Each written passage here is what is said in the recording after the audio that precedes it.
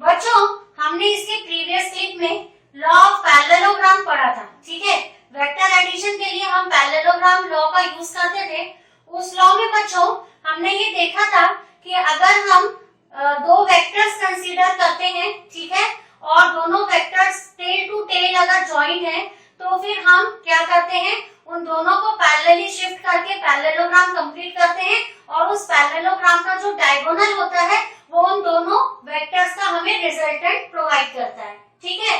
तो बच्चों आज हमारा एम ये है कि अब हम एनालिटिकल मेथड, मतलब अब हम फिलहाल ज्योमेट्रिकल, अभी तक हम एडिशन करते हैं ज्योमेट्रिकल मेथड से, आज हम एक फॉर्मूला डिराइव करेंगे, ठीक है, जिस फॉर्मूले की मदद से हम किस रिजल्टेंट वेक्टर का मैग्नीट्यूड भी निकाल पाएंगे और एक फॉर्मूला डिराइव करेंगे डायरेक्शन के लिए, जिससे डायरेक्शन भी उसकी पता चल जाएगी, ठीक है। तो इससे क्या हो जाएगा कि ज्योमेट्रिकल मेथड अगर मान लीजिए दो वेक्टर्स है तो ठीक है, 3 4 के लिए भी ठीक है। अगर बहुत सारे वेक्टर्स रहे और आपको ऐड करना हो उसको ज्योमेट्रिकल मेथड से, तो वो तो फिर बहुत टीडियस हो जाएगा, ठीक है। तो इसीलिए हम क्या करेंगे, एनालिटिकल मेथड स्टडी करेंगे, जिसकी मदद से हम एक फॉर्मूला डिराइव करेंगे, जिस फॉर्मूले में आपको पता चल जाएगा रिजल्टेंट का मैग्नीट्यूड कितना है और डायरेक्शन कितना है। तो बच्चों स्टार्ट करते हैं। मैंने दो वेक्टर्स कंसीडर किए, वेक्टर p और वेक्टर q बच्चों, ठीक है। वेक्टर p और वेक्टर q का आप देख सकते हो स्टार्टिंग पॉइंट सेम है, ठीक है। दोनों वेक्टर्स के टेल कोइंसाइड हो रहे हैं, ठीक है। तो मैंने क्या किया, पैरेललोग्राम कंप्लीट किया। इसके किस तरीके से किया बच्चों, मैंने p वेक्टर यानी OA को पैरेलली ऊपर शिफ्ट किया और OB को इधर शिफ्ट किया, ठीक है। तो अब ये पैरेललोग्राम कंप्लीट हो गया और इस पैरेललोग्राम का जो डायगोनल दिख रहा है बच्चों OC, वो आपको देगा P और Q वेक्टर का रिजल्टेंट। तो मैंने लिखा बच्चों vector R is equal to vector P plus vector Q। So ये हो गया बच्चों हमारा रिजल्टेंट का डायरेक्शन, ठीक है। अब हम क्या करेंगे बच्चों, हमको पता लगाना है कि ये जो रिजल्टेंट वेक्टर है इसका मैग्नीट्यूड कितना है और डायरेक्शन, इसका डायरेक्शन किस तरफ होगा, ठीक है।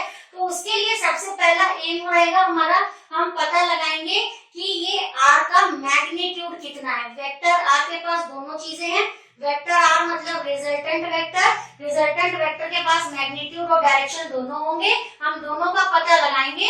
सबसे पहले कैलकुलेट करेंगे बच्चों मैग्नीट्यूड को, ठीक है। तो उसके लिए बच्चों मैंने क्या किया, आप देख सकते हो डायग्राम में जो पैरेललोग्राम को मैंने नेमिंग किया OACB, ठीक है। अभी ये वाला पार्ट आपको एक्सप्लेन करने का है, तो सिर्फ आप पैरेललोग्राम देखिए OACB, ठीक है। अब मैंने क्या किया, ये जो C पॉइंट था यहाँ से एक परपेंडिकुलर ड्रॉप किया, ठीक है। सो यहाँ पर ये देखिए C से एक परपेंडिकुलर बनाया, ये एंगल हो गया बच्चों 90 डिग्री, ठीक है।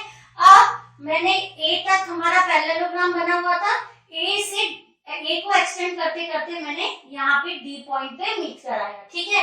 तो हमने क्या किया, C से एक परपेंडिकुलर बनाया और A को एक्सटेंड करके D पॉइंट तक ले गए। देखिए, to find the magnitude of vector R, draw a perpendicular from C। Perpendicular point C से एक परपेंडिकुलर बनाया, ठीक है। टू रीच OA, ये जो OA लाइन है, ठीक है, यहाँ तक ही हमने एक परपेंडिकुलर बनाया और A को एक्सटेंड कर दिया D तक। सो ये हमारा कॉमन पॉइंट हो गया जो C और A पर, A को एक्सटेंड करने के बाद इधर और C से परपेंडिकुलर यहाँ पे हमने इसको बनाया, ठीक है। अब बच्चों आप देख सकते हो कि ये एक राइट एंगल ट्रायंगल दिख रहा है आपको, ठीक है। अब बच्चों वेक्टर P और वेक्टर Q के बीच में कुछ एंगल है, ठीक है। तो P और Q वेक्टर के बीच के एंगल को मैंने लिया थीटा, ठीक है। बच्चों अगर ये वाला एंगल BOA थीटा होगा तो एंगल CAD भी थीटा होगा, because they are corresponding angles, ठीक है बच्चों। तो ये एंगल अगर थीटा है तो ये वाला एंगल भी थीटा होगा। अब बच्चों हमने राइट एंगल ट्रायंगल कंसीडर किया जो है आपका ODC, ध्यान से देखिएगा ODC। इस राइट एंगल ट्रायंगल में हम लोग अप्लाई करेंगे पाइथागोरस थ्योरम, ठीक है। अब पाइथागोरस रूल क्या है, पाइथागोरस रूल के हिसाब से देखिए OC क्या है बच्चों आपका हाइपोटेन्यूज, ठीक है। तो हाइपोटेन्यूज स्क्वायर मतलब OC square is equals to बच्चों OD square plus DC square. ठीक है, एक बार फिर से देखिए, ट्रायंगल ODC, ठीक है, ODC ट्रायंगल में ये वाला एंगल 90 है, ठीक है ना, इसके अपोजिट क्या होता है, हाइपोटेन्यूज। सो हाइपोटेन्यूज मतलब OC square is equals to OD square plus DC square. यहाँ तक सबको समझ गया। अब इसके बाद बच्चों ये जो OD है इसको हम लिख सकते हैं OA प्लस AD। ठीक है, तो मैंने OD के जगह क्या लिखा, OD is equals to OA plus AD। ठीक है बच्चों, तो मैंने OD के जगह क्या लिखा, OA plus AD the whole square. ठीक है, प्लस प्लस की जगह प्लस लिखा, DC स्क्वायर DC स्क्वायर। ठीक है बच्चों। अच्छा, अब आगे बढ़ते हैं नेक्स्ट स्टेप में, OC स्क्वायर की जगह OC स्क्वायर। अब बच्चों ये हो गया A plus B the whole square के फॉर्मेट में आ गया। ठीक है, A plus B the whole square का फॉर्मूला आपको आता है A square plus 2AB plus B square. ठीक है, तो यहाँ पर हम उसको लिखेंगे A स्क्वायर मतलब OA square plus 2 into A के जगह मैंने OA लिखा, B के जगह AD लिखा प्लस B स्क्वायर। ठीक है बच्चों, तो ये हो गया A square plus 2AB plus B square, बाकी का एज इट इज लिखा प्लस DC स्क्वायर। ठीक है बच्चों, इसको मैंने मार्क किया इक्वेशन नंबर 1 या इक्वेशन नंबर 1 मान लिया। अब बच्चों हम दूसरा ट्राइंगल लेंगे, ट्राइंगल ADC, ये छोटा वाला राइट एंगल ट्राइंगल। आप देख सकते हो डायग्राम में दो राइट एंगल ट्राइंगल है, एक बड़ा वाला ODC जिसका यूज हमने अभी किया, और अब ये छोटे वाले राइट एंगल ट्राइंगल का यूज करेंगे जिसका नाम है ट्राइंगल ADC। ठीक है, तो ADC में बच्चों हम पाइथागोरस रूल अगेन अप्लाई करेंगे। ठीक है, तो क्या आ जाएगा, AC square is equals to AD square plus DC square. तो AD square plus DC square is equals to कितना आ गया, AC स्क्वायर। ठीक है बच्चों, तो अब आप देख सकते हो कि इक्वेशन नंबर 1 में, ठीक है, इसको आप इक्वेशन 1 ना मानते हुए बेटर है इस इक्वेशन को 1 कंसीडर कर लीजिए, तो काम ज्यादा आसान हो जाएगा आपका। ठीक है, तो अब आप क्या करेंगे बच्चों, इक्वेशन 2 की वैल्यू को इक्वेशन 1 में पुट करेंगे। देखिए इक्वेशन 1 में क्या लिखा हुआ है, AD square plus DC square, है ना, और इक्वेशन 2 में हमको AD square plus DC square कितना मिला बच्चों, AC स्क्वायर। तो इक्वेशन 1 में AD square plus DC square की जगह हम क्या लिख देंगे, AC स्क्वायर। ठीक है, समझ में आ रहा है। सबसे पहले हमने बड़ा वाला राइट एंगल ट्राइंगल यूज किया, उसमें पाइथागोरस थ्योरम लगाया। ठीक है, उसके बाद OD को क्या लिखा, OD is written as OA plus AD। ठीक है, तो ये बन गया आपका A plus D the whole square. ठीक है, इसको हमने स्प्लिट किया as A square plus 2AB plus B square. ठीक है, उसको हमने मार्क कर लिया इक्वेशन नंबर 1। फिर हमने छोटा वाला राइट एंगल ट्राइंगल लिया जो है आपका ADC।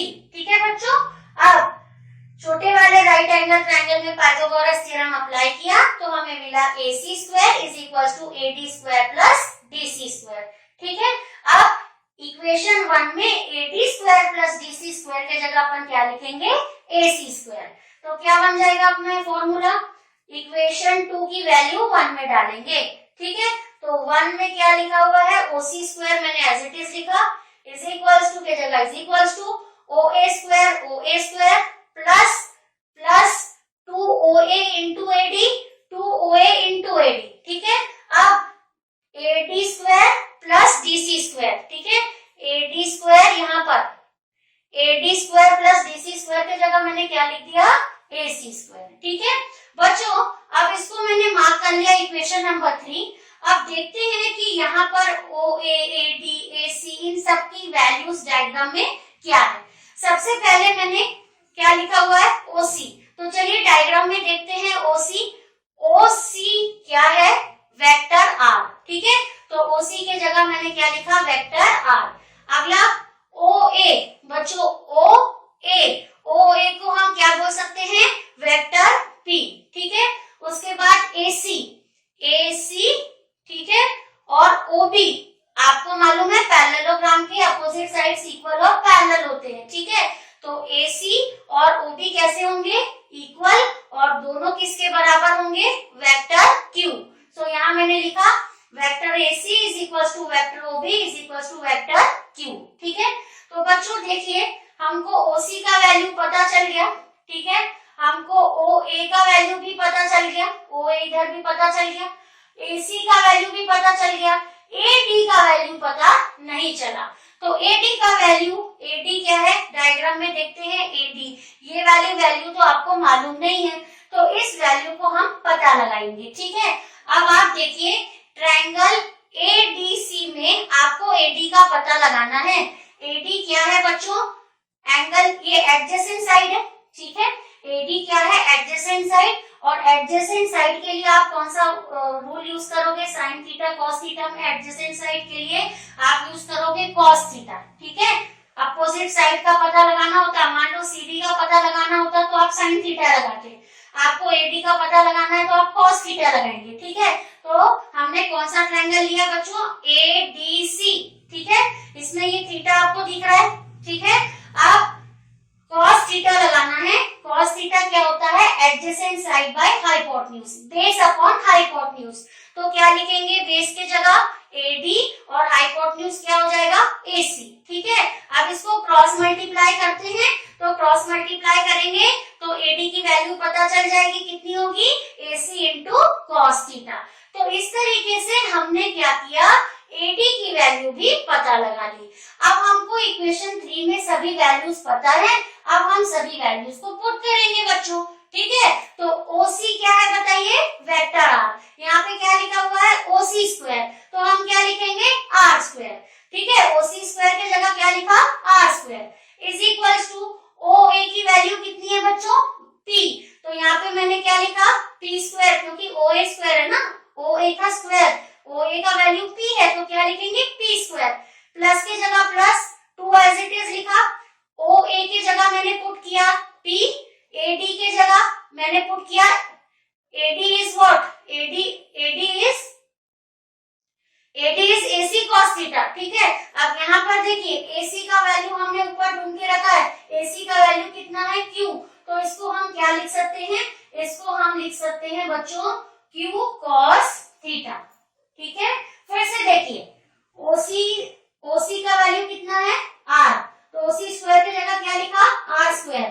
OA की वैल्यू कितनी है, P, OA स्क्वायर की जगह लिखा मैंने P स्क्वायर, प्लस की जगह प्लस, 2 एज इट इज लिखा, OA क्या है, वेक्टर P, तो यहाँ P, यहाँ पे मैं वेक्टर नहीं लिख रही हूँ।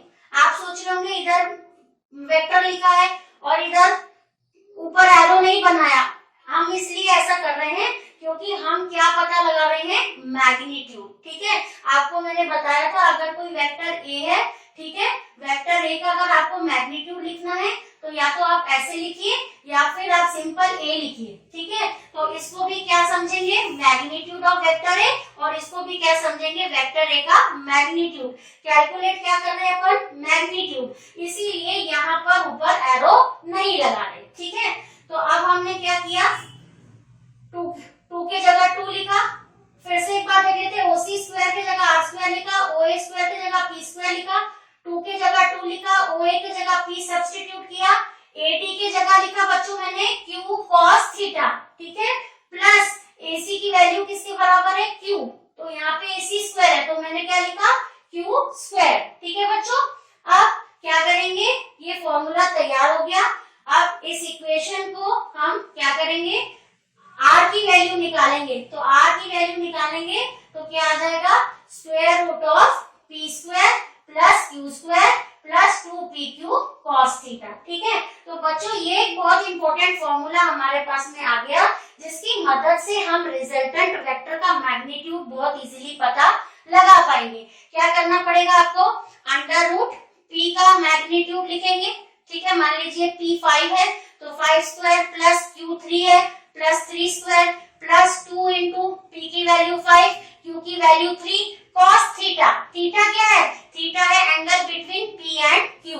तो इस तरीके से थीटा की वैल्यू डाल के और P और Q के मैग्नीट्यूड सब्स्टिट्यूट करके हम रिजल्टेंट वेक्टर का मैग्नीट्यूड इस फॉर्मूले से कैलकुलेट कर सकते हैं। ठीक है, तो ये एक बहुत इंपॉर्टेंट फॉर्मूला है जो न्यूमेरिकल्स में भी आपके बहुत हेल्पफुल रहेगा। इसको आप ध्यान से नोट करिए, ध्यान से इसको लर्न करिए। ठीक है, याद रखना है आपको बहुत काम का फॉर्मूला है। सो इस फॉर्मूले से हमको क्या पता चल गया, रिजल्टेंट वेक्टर का मैग्नीट्यूड। ठीक है, अब रिजल्टेंट वेक्टर के पास मैग्नीट्यूड और डायरेक्शन दोनों है, तो आप मैग्नीट्यूड के बाद पता लगाएंगे उसका डायरेक्शन। ठीक है, अब डायरेक्शन के लिए हमें क्या करना पड़ेगा, देखिए बच्चों, ये वेक्टर P है और ये आपका वेक्टर R है। ठीक है, तो हमको एंगल पता लगाना पड़ेगा P वेक्टर और R वेक्टर के बीच में। ठीक है, P इज द वेक्टर, ठीक है, और R मतलब रिजल्टेंट, इनके बीच में से एंगल है अल्फा। ठीक है, अगर मैं इस एंगल का पता लगा लूं तो मुझे पता चल जाएगा कि रिजल्टेंट की डायरेक्शन किस तरफ है। ठीक है, डायरेक्शन पता लगाने के लिए क्या जरूरी है, एंगल का पता लगाना। ठीक है, तो एंगल कितना है P और R के बीच में, मैंने कंसीडर किया अल्फा। ठीक है, तो बच्चों अब क्या करते हैं, देखिए, to find the direction of resultant we have to find the angle alpha made by vector R with P। Vector R मतलब रिजल्टेंट वेक्टर ने P वेक्टर के साथ जो एंगल बनाया है अल्फा, अगर हम उसकी वैल्यू पता कर लेते हैं, अगर हमें अल्फा पता चल जाता है तो हमको पता चल जाएगा हमारे रिजल्टेंट का डायरेक्शन। ठीक है, तो आप क्या करेंगे बच्चों, अब हमने कंसीडर किया ट्रायंगल ODC, फिर से बड़ा वाला राइट एंगल ट्रायंगल लिया। ठीक है, अब आपको यहाँ पे अल्फा दिख रहा है बच्चों। ठीक है, अल्फा हम यूज करेंगे tan अल्फा। ठीक है बच्चों, tan अल्फा, tan थीटा का फॉर्मूला क्या होगा, opposite side by adjacent side. ठीक है, तो ये रहा आपका अल्फा, अल्फा की अपोजिट साइड देखिए, कौन सा ट्रायंगल देख रहे हो, OCD। ठीक है, अल्फा ये एंगल है, इस एंगल का अपोजिट साइड बताइए कितना है, DC। तो मैंने यहाँ लिखा DC upon adjacent side, adjacent side क्या है बच्चों, OD। ठीक है, तो DC upon OD is equal to tan alpha. ठीक है, अब बच्चों DC एज इट इज लिखा, OD को हमने स्प्लिट करके लिखा OA प्लस AD, तो OD के जगह क्या लिखा, OA प्लस AD। ठीक है, अब फिर से हमको पता लगानी है वैल्यूज। ठीक है, हमको DC का वैल्यू पता लगाना है, OA का वैल्यू पता लगाना है, AD का वैल्यू पता लगाना है। ठीक है, तो सबसे पहले पता लगाते हैं DC की वैल्यू। ठीक है, ये D और C, बच्चों डायग्राम में तो हमको DC का वैल्यू पता नहीं है, तो हमें पता लगाना पड़ेगा। तो हम क्या करेंगे, फिर से छोटा वाला राइट एंगल ट्रायंगल लेंगे, कौन सा बच्चों, ADC। ठीक है, ADC वाला राइट एंगल ट्रायंगल लेंगे। अच्छा, हमको क्या पता लगाना है, DC ये वाला साइड है। ठीक है, मतलब थीटा की अपोजिट साइड है, उससे लिए हमने कौन सा फंक्शन लिया, साइन थीटा। ठीक है, अब साइन थीटा क्या होता है बताइए, साइन थीटा होता है अपोजिट साइड बाय हाइपोटेन्यूज। तो ये देखिए, ये थीटा है, थीटा की अपोजिट साइड क्या है, DC, और हाइपोटेन्यूज क्या है बच्चों, AC। ठीक है, तो D क्रॉस मल्टीप्लाई किया हमने, DC का वैल्यू कितना होगा बच्चों, DC का वैल्यू होगा AC साइन थीटा। ठीक है, अब AC देख लेते हैं डायग्राम में, AC किसके बराबर है, वेक्टर Q। ठीक है, तो हमने लिखा AC की जगह क्या लिखा मैंने, AC की जगह मैंने लिखा Q। ठीक है, तो DC का वैल्यू कितना आया, AC sine theta, AC sine theta को मैंने लिखा Q साइन थीटा। तो हमको पता चल गया, क्या पता चल गया बच्चों, DC का वैल्यू। ठीक है, अब क्या पता लगाना है अपने को, OA का वैल्यू। OA देखते हैं डायग्राम में, OA तो हमको मालूम है, OA कितना है, वेक्टर P, तो OA का वैल्यू वेक्टर P है या फिर P।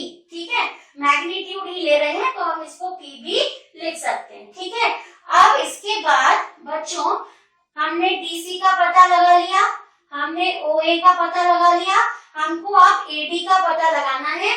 AD को हम निकाल चुके हैं, देखिए स्टेप नंबर यहाँ पर AD का फॉर्मूला हमने निकाला है। AD कितना है, AC cos थीटा, और AC cos थीटा को हमने क्या लिखा, Q cos थीटा।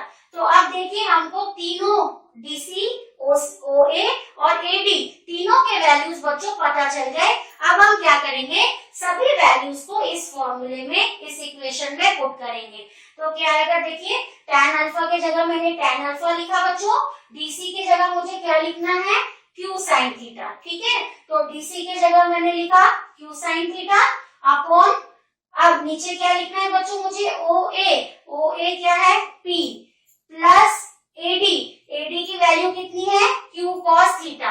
तो ये देखिए tan अल्फा का हमारा फॉर्मूला तैयार हो गया, Q sin theta upon P plus Q cos theta. ठीक है, अब बच्चों हमको क्या निकालना है, एंगल, एंगल है हमारा अल्फा, तो अल्फा को इस तरफ रखेंगे, tan उस तरफ जाएगा तो क्या हो जाएगा tan इनवर्स। ठीक है, जैसे फॉर एग्जांपल sin 30 कितना होता है हाफ, तो 30 degree is equal to sine inverse half. ठीक है, उसी तरीके से हम यहाँ पे लिखेंगे अल्फा इस तरफ, tan उधर जाएगा तो tan इनवर्स, बाकी चीजें as it is Q sin theta upon P plus Q cos theta. तो बच्चों इस फॉर्मूले से हमको क्या पता चल जाएगा, रिजल्टेंट वेक्टर का डायरेक्शन। ठीक है, Q का मैग्नीट्यूड पुट करेंगे, P का मैग्नीट्यूड पुट करेंगे, थीटा आपको पता है, थीटा क्या है, angle between vector P and vector Q। ठीक है, तो यहाँ पर इस फॉर्मूले की मदद से आप क्या निकाल पाओगे, डायरेक्शन। ठीक है, रिजल्टेंट वेक्टर का डायरेक्शन। तो बच्चों ये फॉर्मूला याद रखने का एक तरीका आपको बताना चाहूंगी कि जैसे अल्फा निकाल रहे हैं तो यहाँ पे देखिए Q sin थीटा, नीचे Q cos थीटा। ठीक है, तो जो अकेला है, ठीक है, यहाँ पर आप देखिए P के साथ ना sin थीटा है ना फिर cos थीटा है। ठीक है, तो P के साथ कौन सा है, P के साथ ही तो एंगल बना है, अल्फा क्या है, alpha is the angle between vector P and vector resultant vector. ठीक है, तो ये फॉर्मूला आप याद रखिए, alpha is equal to tan inverse Q sin theta upon P plus Q cos theta. बच्चों अल्फा का angle between P and R, अगर हम ये वाला एंगल कंसीडर करें, ये वाला एंगल, ये एंगल किसके बीच में है बच्चों, ये एंगल है Q और R के बीच में, इसको हम ले लेते हैं बीटा। तो बीटा का कैलकुलेशन भी हम सिमिलर मैनर से कर पाएंगे। ठीक है, उसको हमने कैलकुलेट नहीं किया, सिर्फ इतना याद रखिए कि अगर बीटा निकालना है तो P को रिप्लेस कर दीजिए Q से और Q को रिप्लेस कर दीजिए P से। ठीक है, Q को रिप्लेस कर दीजिए P से और P को रिप्लेस कर दीजिए Q से। करके देखिए, tan इनवर्स की जगह tan इनवर्स, Q के जगह मैंने P sin theta as it is लिखा, अपॉन P के जगह लिखा Q, प्लस के जगह प्लस, Q के जगह P, cos थीटा के जगह cos थीटा। तो बच्चों ये थे हमारे दो इंपॉर्टेंट फॉर्मूले, फॉर्मूला नंबर 7 और फॉर्मूला नंबर 5। फॉर्मूला नंबर 5 से हमको पता चलेगा रिजल्टेंट वेक्टर का मैग्नीट्यूड, और फॉर्मूला नंबर 7 से हमको पता चलेगा रिजल्टेंट वेक्टर किस तरफ डायरेक्टेड है, रिजल्टेंट वेक्टर P वेक्टर के साथ कितना एंगल बना रहा है और रिजल्टेंट वेक्टर Q वेक्टर के साथ कितना एंगल फॉर्म कर रहा है। So this is all about analytical method for calculating the magnitude and direction of resultant vector using parallelogram method. Thank you very much.